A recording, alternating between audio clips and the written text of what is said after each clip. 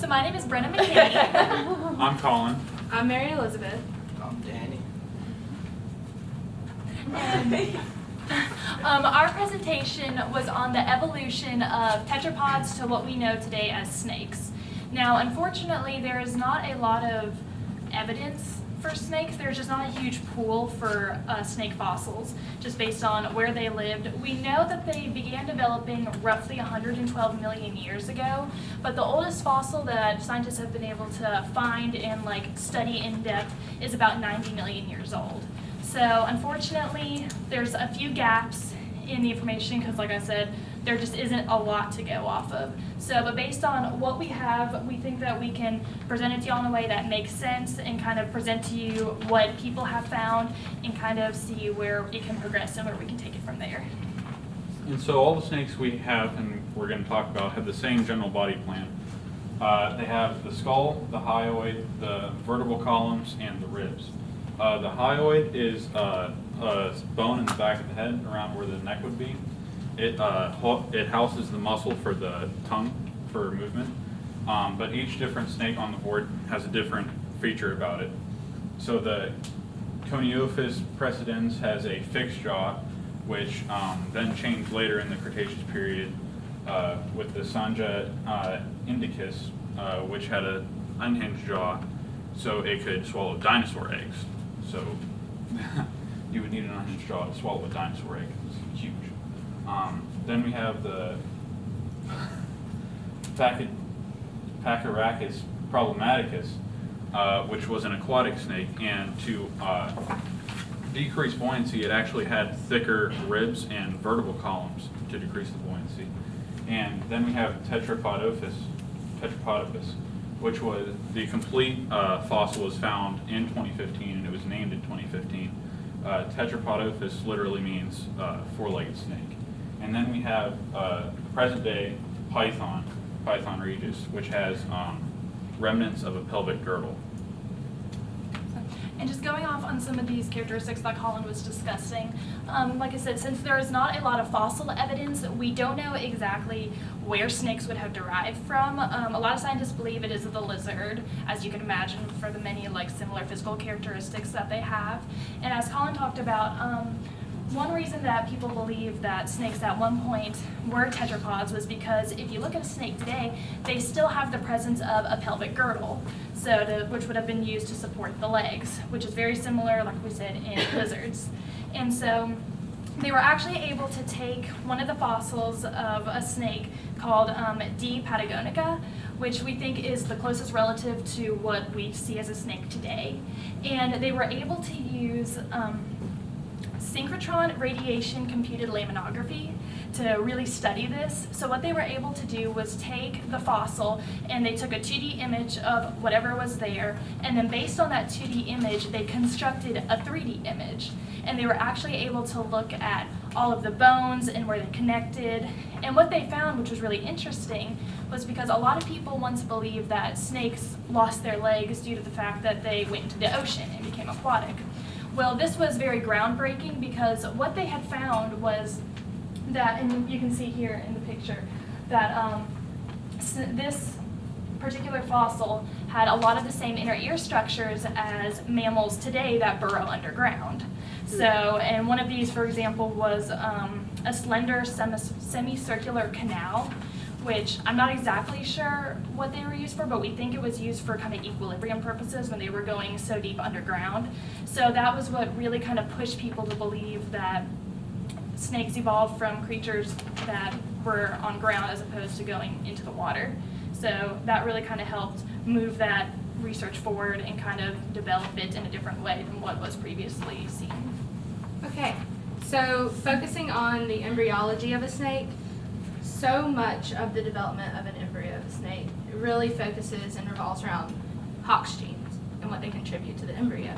So just a little background information. Hox genes are responsible for the variation in vertebrates. They're responsible for the anterior body axis, the posterior body axis, and the limb position on an embryo. So just something to keep in mind is that Hox genes work in pairs or more, they combine, there's different combinations, and they're all numbered. So just keep that in mind. And before I go into it, all of these, there's so many hypotheses on why snakes lost their legs, and genetically they're not sure on the mechanisms as to why they're not allowed to or not able to grow limbs anymore. So, but the two main things that Hox genes affect on an embryo are the loss of limbs and the elongation of the body. So for loss of limbs, researchers believe that hind limbs develop before front limbs, which you can tell by our timeline because this one is older than that snake, but he only has hind limbs, and this one has forelimbs. So with that in mind, Hox genes, researchers wanted to test and see if snakes had Hox genes at the pelvic girdle, and they did find Hox genes that would be used in leg development, but they found that the polarizing region signaling pathways were blocked. They're not exactly sure on the mechanism. There's two theories to it, but they just don't have substantial evidence right now. Also, researchers tested for sonic hedgehog in snakes, and before they did their project, they were just researching some and found that mice who had their sonic hedgehog taken out didn't grow feet. So they had legs but no feet, and they compared this tissue to that of the pythons, and they saw similarities, and they came to the conclusion that sonic hedgehog and Hox genes, they're not able to be expressed for limbs through the same mechanism. They're just not sure what that mechanism is. And the second thing that Hox genes really affect on an embryo is elongation of the body. And so Hox gene C6 and Hox gene C8 combine to form the thoracic region, which also contains the limbs. Another thing to keep in mind is that snakes have about 300 to 500 maximum vertebrae. And in this picture, it shows you a good representation. This is a chick embryo, and this red region right here contains the thoracic region of a chick. And this is a snake embryo, and in this long red region, it contains the thoracic region of a snake. And so you can tell there's a big difference. The snake obviously has more and a lot. It like builds up the whole body essentially. So the big picture and the most accepted hypothesis by people who study this is that sometimes, like maybe the genes that the Hox genes that control for limb development have possibly moved to the head, and the article supporting this idea was done, and they took a king cobra embryo and they tested to see what Hox genes it had, and it contained all the Hox genes necessary for limb development except Hox gene 12. And so that was like the big one that controlled for limb development. Like, you have to remember that they work in combination, so they still had some that contributed to limb development, but not 12, which was the big one. And so with this, they had the idea that maybe venom in a king cobra is like a trade-off, like they gave up their legs and all the Hox genes moved to the head to develop venom.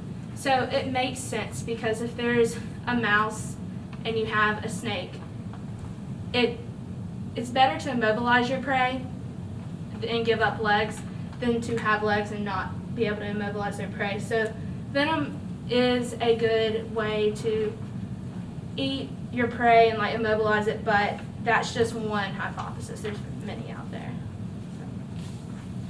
Alright, and then next is just a quick little video that kind of shows how snakes eat and how their jaws and heads move.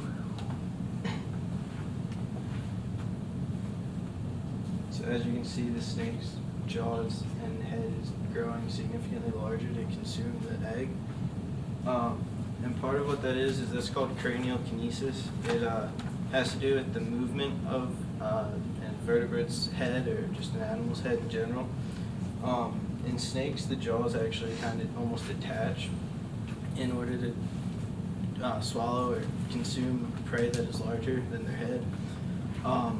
And then it also has to do with, part of what comes into play there is what an animal eats. If it eats something larger than itself, it's going to do much more, it's going to have much more cranial kinesis, meaning the head's going to expand or move a lot more. And then in animals like a crocodile or an alligator, there's generally have hard, rigid skulls, and there's not a lot of movement there, and that also contributes to a much harder, stronger bite power.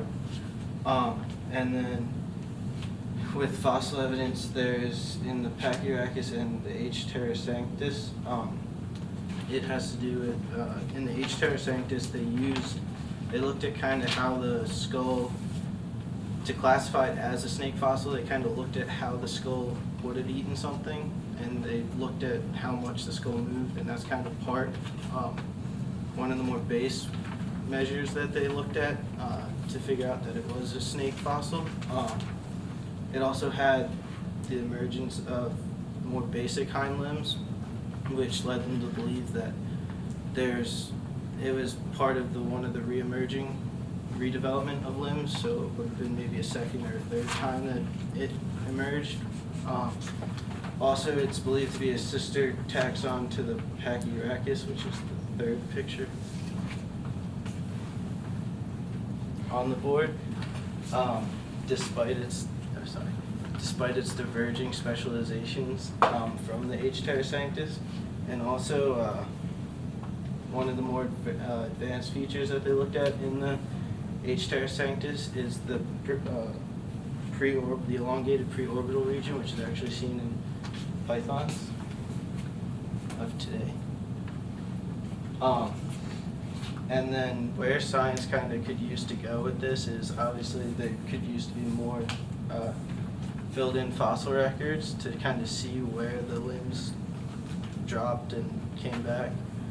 And then just kind of seeing are there older snakes, are there snakes that we don't know about, and that kind of stuff, so yeah. Well, and to kind of clarify some of what Danny was saying, a lot of people believe that limblessness is actually on a continuum. So with the presence of snakes still having characteristics such as a pelvic girdle, they actually believe that through time, natural selection has given them legs and taken them away, and it's kind of just come and gone. So, I mean, you know, there is a potential that millions of years from now, snakes could go back to having legs, or like we see in the picture here, they could just go back to having 2 legs. You know, they don't really know. And as we had said before, there's not a lot of concrete information on this. They're just kind of going off of what they have, and as Danny had pointed out, if there is more fossil evidence, then we will be able to kind of take it further and kind of see exactly how limblessness works, if it's going to come and go or not. So it all just takes, you know, time just to kind of see if we can take this and develop it further to understand it better. So yeah, thank you for your time. Questions? Group? Dino group, what's your question? We have a minute. You may, as the apes and humans may as well. Stresses me out. Stresses you out? Questions, yeah. This is still being recorded, by the way, so. Well, So what is it that makes snakes so awesome? Personal opinion. Everything. personal. Everything. Everything. I have a question about one of the pictures on there. The top image in the embryology, is that a snake embryo? That all is, coiled you up? can tell, see how it's long? Yeah, that's Yeah. interesting. They look really cool. The orientation of its coil is interesting, but it's Yeah. not like, oh, that's cool. Anyway, thank you. So do snake embryos develop with limbs and lose them as they develop, or do they No. never get them? The buds never They never fully develop. develop. They, But they they- do have limb buds, but they're never. Fore and hind? I know they have hind. I'm not 100% Well, it's sure actually on. difficult to see if that is. No, that's part of the tail. Yeah. Of that. Yeah. Well, Yeah, the classical idea is that they never develop forelimbs in the embryo. yeah, it was hard to find information. In the very- Yeah, like not all on front species limbs. have. They did have a good amount on hind limbs, but they're still really unclear. Like a lot of the embryology, none of the hypotheses are definite. Yeah. And Yeah, there's just not a lot it's of. a lot of. So the argument is that they don't have a neck, therefore they don't have forelimbs, but they do have a tail, therefore They do. they do have, yeah, they have a pelvic girdle at least. I have a Some of them. question. Yes. Yes. So you mentioned that one of the trade-offs to having between the legs and the venom was basically so that since they don't have the legs, they use the venom to mobilize their prey. Yes. Okay. So, can you explain more on that? Like the trade-off between the venom and the legs? Yeah, Well. I because guess there I are, can touch there on- are snakes that aren't venomous that don't have legs. Yeah. Yeah. what Dr. Smith Well, they said. use different way to kill their prey, like certain pythons and boas constrict their prey's airways and crush them, as opposed to either chasing them down or using venom. Well, as we talked about before, if it is true that they did decide to start burrowing underground, like it would have made more sense, because if they're chasing like little creatures like underground, Yeah. then they need to be able to reach out. But if they're like surrounded by soil or whatever, they can't reach out and grab it. So they had to find some other way to immobilize it and get their prey that was most efficient for them. Is there evidence as to how whatever the one in the middle is, how it utilized its 2 legs when its body was still the length of a regular snake? How would it have maneuvered?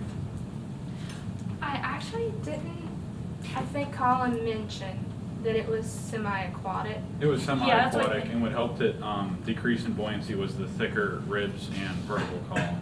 And it was about 3 to 4 feet long, so it would slither like, almost like a sea eel. or Yeah, it's eel. kind of in like more marshy areas. It kind of helped it maneuver around a little better and like push itself forward. Or they serve no purpose at all, That too. right? They're on their way to becoming limbless, and so they really have no function.